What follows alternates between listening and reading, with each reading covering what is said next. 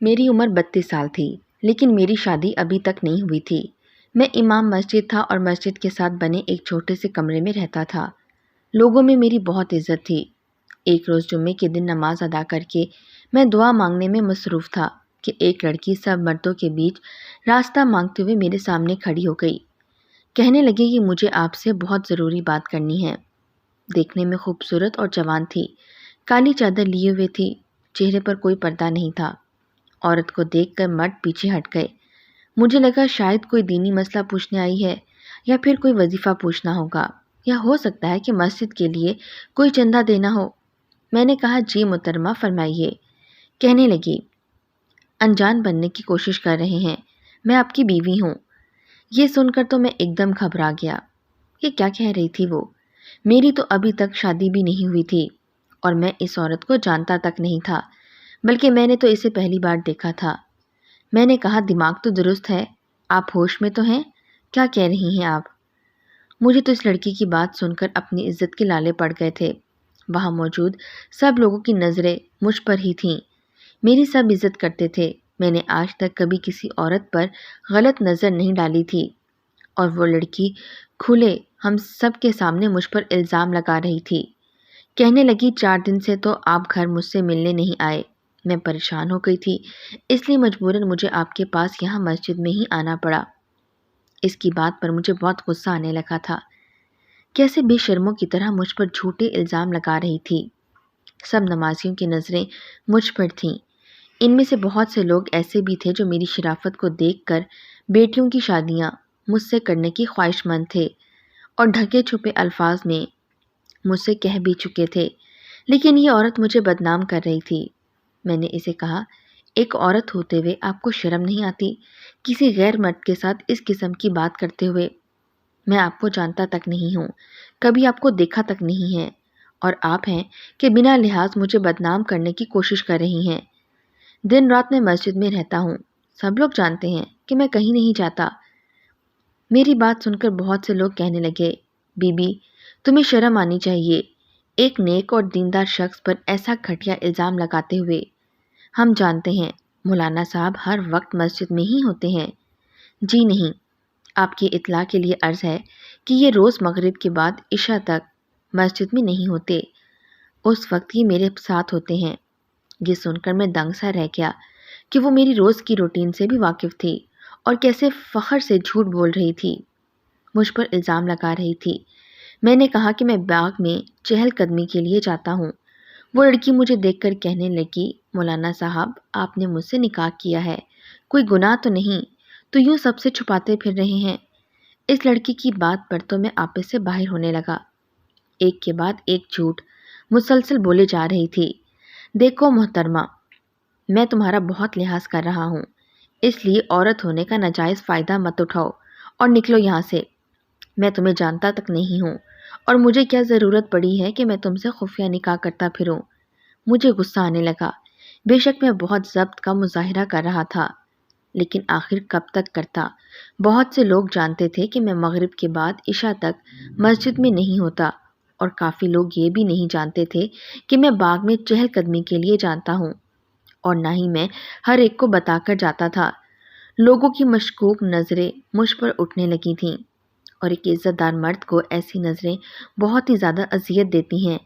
میں وہاں سے اٹھ کر اپنے کمرے کی طرف جانے لگا، لیکن وہ عورت میرے سامنے آ کر کھڑی ہو گئی، رونے لگی اور کہنے لگی سرتاج مجھ سے ایسی کیا کوتاہی ہو گئی ہے جو آپ ایسا سلوک کر رہے ہیں؟ میں نے تو آج تک آپ کی کوئی بات نہیں ٹالی۔ نہ جانے کہ وہ میری شرافت کا کڑا امتحان لے رہی تھی۔ میں نے غصے میں اسے کہا اگر تم نے مجھ پر کوئی بھی الزام لگایا تو میں تمہیں پولیس کے حوالے کر دوں گا۔ میری آنکھیں اس وقت قہر برسا رہی تھیں، مگر وہ خود کو سچا ثابت کرنے کی کوشش کر رہی تھی۔ کہنے لگی میرے پاس سارے ثبوت ہیں کہ آپ ہی میرے سرتاج ہیں۔ اس نے اپنے کندھے پر لٹکے پرس کو کھولا اور کچھ کاغذات میرے حوالے کر دیے۔ مسجد میں نمازیوں کا ہجوم تھا۔ ان میں سے بہت سے لوگ میرے پاس آ کر وہ پیپرز دیکھنے لگے۔ وہ پیپرز دیکھ کر میرے پاؤں تلے سے زمین نکل گئی، کیونکہ وہ نکاح نامہ تھا جہاں میرا شناختی کارڈ نمبر بھی ٹھیک لکھا ہوا تھا، اور اس کی کاپی بھی ساتھ میں اٹیچ تھی۔ اس عورت کی شناختی کارڈ کی کاپی بھی لگی ہوئی تھی۔ میرے دستخط بھی ویسے ہی ہوئے تھے جیسے میں کرتا تھا، کوئی فرق نہیں تھا۔ یہ سب دیکھ کر تو میرا دماغ گھوم کر رہ گیا۔ بھلا یہ سب اس عورت کے پاس کیسے آ سکتا ہے جسے آج میں نے پہلی بار دیکھا ہے، اور اس نے یہ سب کیسے حاصل کیا تھا؟ میری عقل سوچنے سے قاصر تھی۔ ابھی یہ بات ہی میں سمجھ نہیں پا رہا تھا جب اس نے اپنا موبائل نکال کر مجھے اس میں اپنی اور میری تصویریں بھی دکھا دیں، جہاں میں تو سفید شلوار قمیض میں کھڑا تھا اور وہ ایک سرخ لباس میں بیٹھی تھی۔ سب لوگ بڑی دلچسپی سے یہ سب دیکھ رہے تھے۔ میری عزت کا جنازہ نکل گیا تھا۔ میں نے وہ پیپر اور موبائل اس عورت کے ہاتھ میں رکھا اور کہا، میں نے تم سے کوئی نکاح نہیں کیا، تم جھوٹ بول رہی ہو، اس لیے جاؤ یہاں سے۔ میری بات سن کر وہ لڑکی وویلا مچانے لگی، کہنے لگی، اب تو میں نے سارے ثبوت دے دی ہیں، اب آپ سب لوگ ہی مجھے انصاف دلوائیں، یہ میرے شوہر ہیں۔ اس چلاک لڑکی کی بات سن کر اب تو سبھی خاموش تماشائی بنے تھے۔ میرا تو رنگ پھیکا سا پڑ گیا تھا۔ میری برسوں کی کمائی عزت خاک میں مل گئی تھی، وہ بھی بنا کسی قصور کے۔ نہ جانے وہ لڑکی کون تھی اور اتنا بڑا جھوٹ کیوں بول رہی تھی۔ سب لوگ مجھے شک بھری نظروں سے دیکھنے لگے، کہنے لگے، مولانا صاحب، آپ نے نکاح کر ہی لیا ہے تو اب آپ مان بھی جائیں، اس لڑکی کے پاس سارے ثبوت ہیں۔ میری جو حالت تھی، ابھی رو دوں گا۔ میں نے کہا کہ خدا کے لیے میرا اعتبار کریں، میں اس لڑکی کو جانتا تک نہیں ہوں، میں نے اسے کوئی نکاح نہیں کیا، اور اگر مجھے شادی کرنی ہوتی تو مجھے چھپانے کی ضرورت ہی کیا تھی، اور سب کو بتا کر بھی کر سکتا تھا۔ ایک آدمی کہنے لگا، مولانا صاحب، آپ بھی ایسا کوئی ثبوت پیش کر دیں جس سے یہ لڑکی جھوٹی ثابت ہو جائے۔ میرے پاس تو ایسا کوئی کاغذی ثبوت نہیں تھا جو میں پیش کرتا۔ میں نے کہا، یہ لڑکی میرے ساتھ چال چل رہی ہے، اس لیے جھوٹے ثبوت اکٹھے کر کے لائی ہے۔ مجھے کیا علم کہ یہ میرے ساتھ کون سا کھیل کھیلنے والی ہے جو میں ایسے ثبوت اکٹھے کرتا۔ میری بات سن کر وہ لڑکی بے ساختہ بولی، میں ایک عورت ہو کر بھلا کیوں ایسا جھوٹ بولوں گی؟ کسی غیر مرد کو اپنا شوہر کیوں کہوں گی؟ جبکہ ایسا جھوٹ بولنے سے مجھے تو میری عزت کا خطرہ ہے، میں بھلا ایسا جھوٹ کیوں بولوں گی؟ اگر آپ کو گواہ چاہیے تو میں ابھی اپنے ابا اور بھائی کو بھی بلا لیتی ہوں، جن کے سامنے میرا ان سے نکاح ہوا ہے۔ نہ جانے کیوں میں اس لڑکی کے جھوٹ پر بدحواس ہونے لگا۔ اس لڑکی نے فون کر کے 2 مردوں کو اور بلا لیا جو اس لڑکی کا ساتھ دینے لگے۔ بحث طویل ہو چکی تھی، بہت سے امام اور مفتی بھی جمع ہو گئے۔ نکاح نامہ اصلی تھا، سارے ثبوت ٹھیک تھے، شک کی کوئی گنجائش نہیں تھی۔ سب مفتی حضرات مجھے شک کی نظروں سے دیکھنے لگے تھے۔ پھر 2 مولانا جو میرے ساتھی بھی تھے مجھے الگ کمرے میں لے گئے، کہنے لگے، دیکھیں ظفر صاحب، اگر آپ سے کوئی غلطی ہو گئی ہے اور آپ نے چھپ چھپا کر نکاح کر لیا ہے اور اب اپنی عزت کی خاطر انکار کر رہے ہیں تو دیکھیں، یہ غلط بات ہے، یہ سب گناہ ہے، پاکیزہ رشتے سے انکار نہ کریں۔ ارے بھائی، ان کے پاس سارے ثبوت موجود ہیں، آپ مان جاؤ تو ہم بات سنبھال لیں گے۔ میری آنکھیں بھر آئی تھیں۔ میں نے ان کے سامنے ہاتھ جوڑ کر کہا، میں نے اس لڑکی سے کوئی نکاح نہیں کیا، آپ لوگ کیوں مجھے جھوٹا ثابت کر رہے ہیں؟ میں کیسے کسی لڑکی کو بنا نکاح کے اپنے ساتھ رکھ سکتا ہوں؟ کہنے لگے، نکاح نامہ تو اصلی ہے، شناختی کارڈ کا نمبر بھی ہے تمہارا، سائن تمہارے بالکل وہی ہیں، شادی کی تصویریں بھی موجود ہیں۔ میں نے کہا، اس کا ایک ہی حل ہے، وہ لڑکی اگر یہ کہتی ہے کہ میں نے اس سے نکاح کیا ہے تو میں سب کے سامنے اسے طلاق دے دیتا ہوں، یہ قصہ ہی ختم ہو جائے گا، کیونکہ میرا اللہ جانتا ہے کہ وہ لڑکی میرے لیے غیر محرم ہے۔ میں ایک چھت کے نیچے اس لڑکی کے ہمراہ 1 منٹ نہیں رہوں گا۔ میری بات سن کر وہ مفتی صاحب اٹھ کر باہر نکل گئے۔ پھر مجھے ایک اور ساتھی بلانے آ گیا۔ وہ لڑکی سسکیوں سے رو رہی تھی، میرے سامنے ہاتھ جوڑ کر بولی، خدا را ظفر، مجھے طلاق مت دیں، مجھ سے ایسی کون سی غلطی ہو گئی ہے؟ میں سب کے سامنے آپ سے معافی مانگ لیتی ہوں، مجھے طلاق مت دیں۔ میں نے غصے سے اپنا رخ بدل لیا۔ اس کے والد کی سفید داڑھی تھی، آنکھوں میں آنسو بھرے ہوئے تھے، کہنے لگے، ٹھیک ہے، یہ میری بیٹی کو طلاق دینا چاہتے ہیں تو پہلے حق مہر کا انتظام بھی کر لیں جو 24 لاکھ ہے۔ یہ سن کر میرے اوسان خطا ہو گئے۔ اتنی بڑی رقم حق مہر میں ایک کے بعد ایک دھماکہ تھا۔ میں غریب سا بندہ، امامت کا ہدیہ مجھے 20,000 بمشکل ملتا تھا، اتنی بڑی رقم میں کیسے حق مہر میں لکھوا سکتا تھا؟ اب میں پوری طرح سے پریشان ہو کر رہ گیا تھا۔ ایک غیر عورت کو بنا نکاح کے اپنے گھر نہیں لے جا سکتا تھا اور نقلی طلاق کی رقم میری بساط سے باہر تھی۔ عجیب و غریب مشکل کا شکار ہو گیا تھا۔ میرے پاس اب بس ایک ہی راستہ تھا۔ میں نے کہا میرا اللہ جانتا ہے کہ میں نے اس لڑکی سے کوئی نکاح پہلے نہیں کیا، لیکن اس کے پاس سارے جھوٹے ثبوت موجود ہیں۔ دنیا کے سامنے بے شک یہ سچی اور میں جھوٹا ہوں، لیکن میرا اللہ غیب کا علم جانتا ہے۔ میں نے اس لڑکی سے پہلے کوئی نکاح نہیں کیا۔ جو رقم حق مہر پر اس لڑکی نے لکھی ہے وہ میری بساط سے باہر ہے، اس لیے آپ میرا اس سے نکاح کروا دیں۔ بنا نکاح کے میں اسے اپنے گھر ہرگز نہیں لے کر جاؤں گا۔ پھر یہی طے پایا کہ دوبارہ نکاح کر دیا جائے۔ ایسی ذلت تو میں نے کبھی سوچی تک نہ تھی۔ نکاح کے بعد میں اسے مسجد کے ساتھ والے کمرے میں لے آیا جہاں پر میں رہتا تھا۔ وہ گھر اتنا چھوٹا تھا کہ بس ایک کمرے اور چھوٹے سے صحن پر مشتمل تھا۔ گھر میں داخل ہونے کے بعد میں نے صحن میں چارپائی بچھائی اور تکیہ رکھ کر لیٹ گیا۔ وہ وہیں صحن میں کالی چادر پہنے کھڑی مجھے دیکھ رہی تھی۔ میں نے غصے میں اسے کہا، سامنے کمرے میں چلی جاؤ اور کوشش کرنا مجھے اپنی شکل مت دکھانا۔ وہ خاموشی سے کمرے میں چلی گئی۔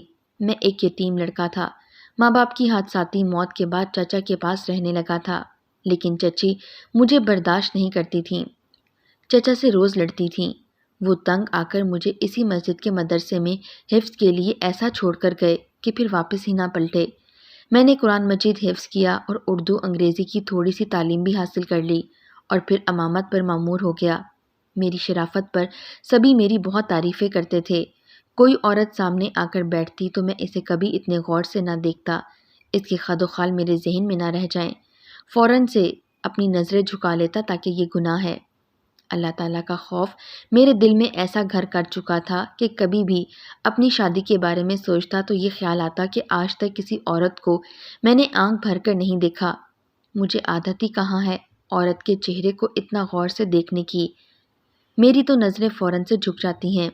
پھر بیوی کو کیسے دیکھ پاؤں گا؟ اگر یہ کہا جائے کہ مجھ میں حیا کا عنصر عام مردوں سے کچھ زیادہ تھا تو غلط نہ ہوگا۔ لوگ میری بہت عزت کرتے تھے۔ میری شرافت کی گواہی میری مسجد کے نمازی اور مسجد کے ساتھ بنے مدرسے کے عالم مفتی بھی دیتے تھے، لیکن آج اس لڑکی نے میری عزت کو خاک میں ملا کر رکھ دیا تھا۔ سب میری شرافت اور پاکیزگی کا ڈھونگ سمجھنے لگے تھے۔ نہ چاہتے ہوئے بھی میری آنکھوں سے آنسو بہنے لگے۔ مسجد میں تو سب کے سامنے ضبط کا دامن نہیں چھوڑا، لیکن اب تنہائی میں خود پر اختیار کھو بیٹھا تھا۔ میں سسکی لے کر روتا رہا۔ میرے آنسو تکیے میں گر کر جذب ہو رہے تھے، لیکن ایک شریف مرد کے لیے یہ بات چھوٹی نہیں ہوتی کہ کوئی عورت اسے یوں سب کے سامنے اس کے کردار کو مشکوک کر دے۔ اس لڑکی کو اپنانا میری مجبوری تھی۔ پھر 20 لاکھ کا حق مہر دینا میرے اختیار میں نہیں تھا، لیکن مجھے وہ اتنی بری لگ رہی تھی کہ مجھے اس کا چہرہ دیکھنا تک گوارا نہیں تھا۔ اس چھوٹے سے گھر میں بس ایک ہی واش روم تھا اور وہ کمرے میں بنا تھا۔ میں روتے روتے کچھ ہی دیر میں سو گیا اور تہجد کے وقت میری آنکھ کھل گئی، کیونکہ میں پابندی سے تہجد پڑھتا تھا۔ کچھ دیر ادھر ہی بیٹھا رہا کہ اندر کیسے جاؤں۔ میں ذہنی طور پر نکاح کے لیے تیار نہیں تھا۔ جو کچھ ہوا تھا مجبوراً ہوا تھا۔ کسی خاتون کے کمرے میں یوں جانا میرے لیے ایک آزمائش تھی جو زبردستی میری بیوی بن گئی تھی۔ کچھ دیر تو میں سوچتا رہا کہ کیا کروں، پھر خیال آیا کہ وہ سو رہی ہوگی، چپکے سے اندر چلا جاتا ہوں اور وضو کر کے لوٹ آؤں گا۔ جب میں کمرے میں داخل ہوا تو وہ لڑکی جائے نماز بچھائے سجدے میں تھی۔ میں نے تو پہلے حیرت سے اسے دیکھا، پھر خود کو جھٹک کر واش روم چلا گیا۔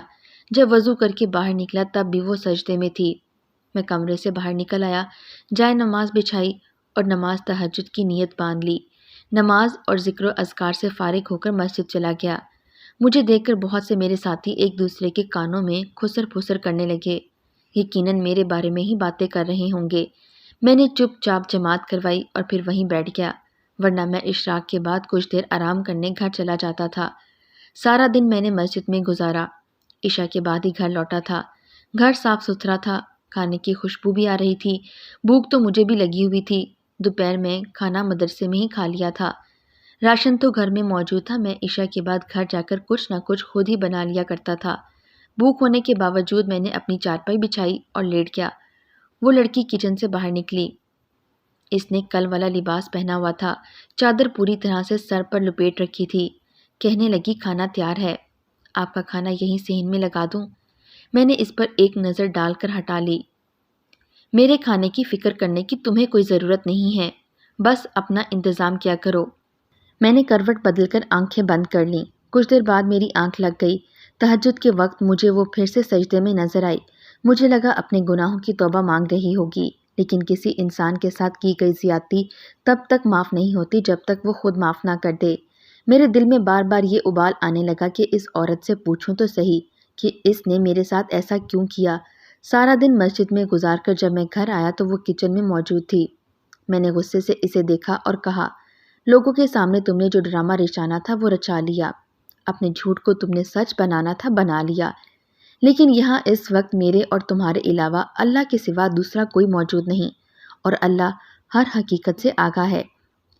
میں تم سے یہ سوال اسی روز بھی پوچھ لیتا جس دن تم نے میرے کردار کی دھجیاں اڑا کر رکھ دی تھیں، لیکن اس وقت میں بے حد غصے میں تھا۔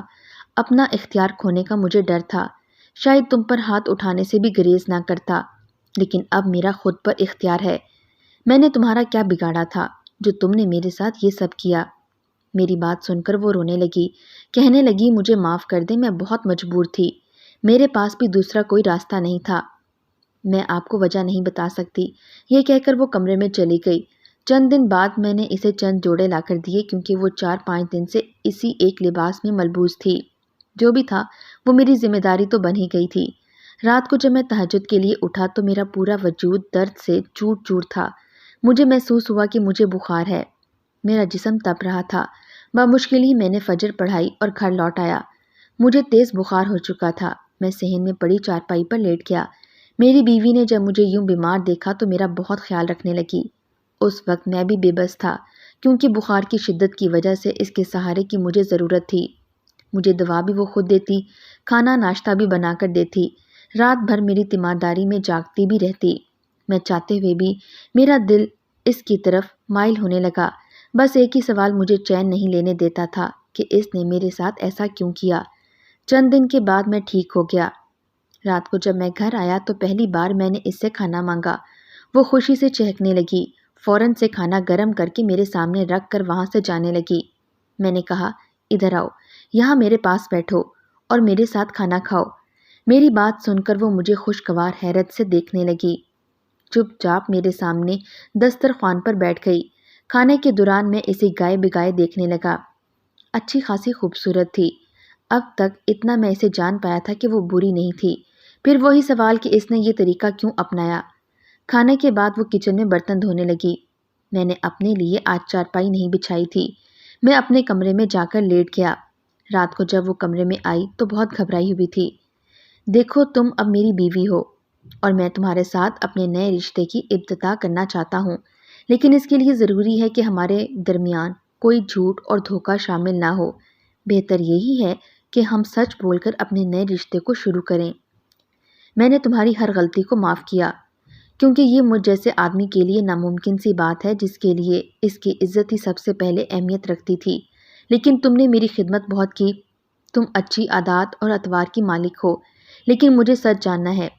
میری بات سن کر اس نے نظریں بدلیں، پھر کہنے لگی، ہمارا چھوٹا سا گھر اس پارک کے سامنے ہے جہاں آپ مغرب کے بعد آتے تھے۔ میں وہاں آپ کو روز دیکھتی تھی۔ آپ بہت شریف انسان تھے۔ میرے والد ایک موچی ہیں، بھائی ابھی گورنمنٹ اسکول میں پڑھ رہا ہے۔ میرے لیے رشتے تو بہت آتے تھے لیکن میرے والد کے پاس مجھے دینے کے لیے جہیز نہیں تھا۔ میرے پاس ایک موبائل موجود تھا جس میں آپ کی تصویریں بناتی رہتی تھی۔ جب بھی آپ مغرب کے بعد پارک کے بینچ پر نظریں جھکا کر بیٹھ جاتے، میں آپ کی تصویر کھینچ لیتی۔ ایک بار محلے کے ایک بدماش کی مجھ پر نظر پڑ گئی۔ وہ ابا کو دھمکانے لگا کہ اگر تم نے اپنی بیٹی کی شادی مجھ سے نہ کی تو میں اسے اٹھا کر لے جاؤں گا۔ ابا بہت پریشان رہنے لگے تھے۔ میں نے اماں سے کہا کہ اماں، ابا سے کہیں کہ میری شادی مسجد کے امام سے کروا دیں۔ ابا نے مسجد کے ایک آدمی سے بات بھی کی تھی، لیکن آپ نے تب شادی سے انکار کر دیا تھا۔ میں نے آپ کی تصویروں کو اور اپنی اور اپنے بھائی اور والد کی تصویروں کو ساتھ جوڑ لیا۔ میں نے اپنے بھائی سے کہا کہ بھائی کسی بھی طریقے وہ آپ کے دستخط حاصل کر لیں۔ بھائی مدرسے میں چندہ دینے کے بہانے آپ کے پاس آیا تھا۔ اس وقت رش بہت تھا۔ اس نے آپ سے کہا کہ وہ ایک معقول رقم آپ کو دے گا، لیکن آپ کو ان کاغذوں پر سائن کرنے پڑیں گے۔ اس میں لکھا کہ آپ یہ پیسہ مسجد کی تعمیر میں ہی استعمال کریں گے۔ آپ کے پاس اس وقت رش بہت تھا۔ آپ نے بنا پڑھے ہی اپنے دستخط نکاح نامے پر کر دیے، شناختی کارڈ نمبر بھی درج کر دیا اور کاپی بھی اٹیچ کر دی، کیونکہ وہاں بہت سے لوگ بڑی بڑی رقم دینے سے پہلے ایسا ہی لائلہ عمل اختیار کر رہے تھے۔ میرا بھائی ہجوم سے فائدہ اٹھا کر آپ سے سائن کروا کر وہاں سے آ گیا۔ جس دن میں نے یہ ڈرامہ رچایا اس دن وہ بدماش مجھے لے جانے کی دھمکی ابا کو دے کر گیا تھا۔ ہمارے پاس اور کوئی راستہ نہ تھا، ہم بہت مجبور ہو چکے تھے۔ اس کی باتیں سن کر مجھے حیرت ہوئی، لیکن پھر یہ احساس ہوا اس نے جو کچھ بھی کیا اپنے بچاؤ کے لیے ہی کیا تھا۔ میں نے اسے دل سے معاف کر دیا اور پھر ہم نے وہاں سے اپنی نئی زندگی کا آغاز شروع کر دیا۔